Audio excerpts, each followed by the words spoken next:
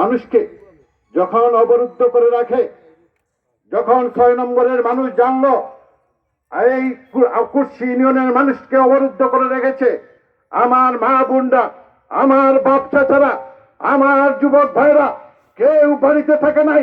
হাজার হাজার মহিলা রাস্তায় গিয়েছিল, শুধু পুরুষ নয়, সবার নেতৃত্বে সেখানে এদেরকে উদ্ধার করার জন্য, মাইল করার জন্য যায় নাই, এদেরকে উদ্ধার করার জন্য সেখানে ঝাঁপিয়ে পড়েছিল এই দুর্বৃত্তের উপরে, এবং দুর্বৃত্তদেরকে দৌড়িয়ে সেখানে আনমনু গ্রামে পৌঁছিয়ে দেয়।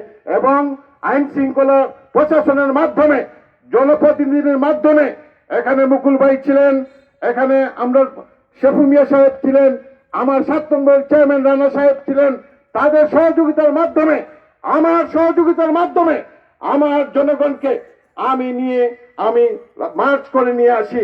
আমাকে টিওনা সাহেব বলল, ডিসি সাহেব বলল আমাকে প্রটোকল দিয়ে, স্পেশাল প্রটোকল দিয়ে আমাকে নিয়ে আসবে। আমি বললাম না, আমার জনগণকে পেলে আমি যাব না। আমি যদি যেতে হয় আমার জনগণকে সাথে নিয়ে আমি যাব। আমি আমার জনগণকে মার্চের মাধ্যমে পায়ে হেঁটে আমি বাংলা বাজারে এসেছি। আমি সেখানে লাইভে বক্তব্য দিয়েছি, আপনারা শুনেছেন প্রত্যেকেই, মানে তারা কিভাবে আক্রমণ করেছিল আপনারা প্রত্যক্ষদর্শী। আপনারা এখানে রাজা কমপ্লেক্স একটা সৌন্দর্যের অংশ পৌরসভার, সেখানে ভাঙচুর করে কোনো অবস্থা রাখে নাই, একদম ছিন্ন বিচ্ছিন্ন করে দিয়েছে। আমরা পরবর্তীতে এখানে আমরা আব্দুল হান্নান সাহেবের মার্কেট ছিন্ন বিচ্ছিন্ন করে দিয়েছে। আমাদের যে মার্কেটগুলা, অনেকগুলো মার্কেট আক্রান্ত করেছে, অনেক মানুষকে তারা আক্রান্ত করেছে। আজকে এখানে জনপ্রতিনিধি, রাজনৈতিক নেতৃবৃন্দ, আমার ইউনিয়ন পরিষদের বাপ চাচা মুরব্বিয়ান, যুবক ভাইদের কাছে আমার এটাই চাওয়া, এটাই পাওয়া।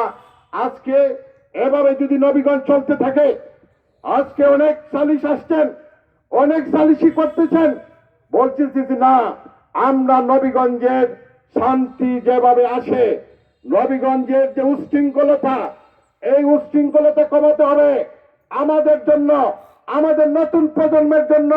যদি উশৃঙ্খলতা না কমানো হয় তাহলে এখানে কোনো আপোষ নয়, কোনো বিচার নয়। আমরা প্রয়োজনে নবীগঞ্জবাসীকে নিয়ে আমরা ঐক্যবদ্ধ হব। আমরা কেউ সাম্প্রদায়িকের দুয়ার তুলতেছেন, আমরা সাম্প্রদায়িকতায় বিশ্বাসী নয়। কতিপয় সন্ত্রাসীর বিরুদ্ধে আমাদের অবস্থান, এবং কেউ যদি সন্ত্রাসীর পাশে দাঁড়ায় তাহলে তাকে আমরা সন্ত্রাসী হিসাবে চিহ্নিত করব।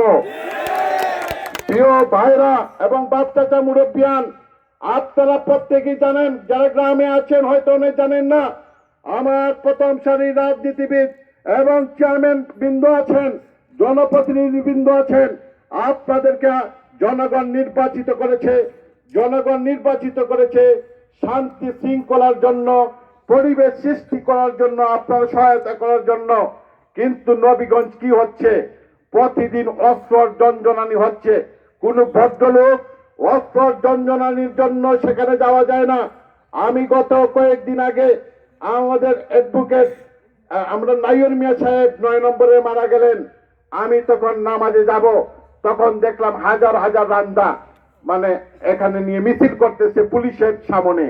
আমি এখন নেমে আমি মনে করলাম নামাজটা আমি পড়তে পারবো না, গাড়িটা ব্যাক করতে পারতেছি না।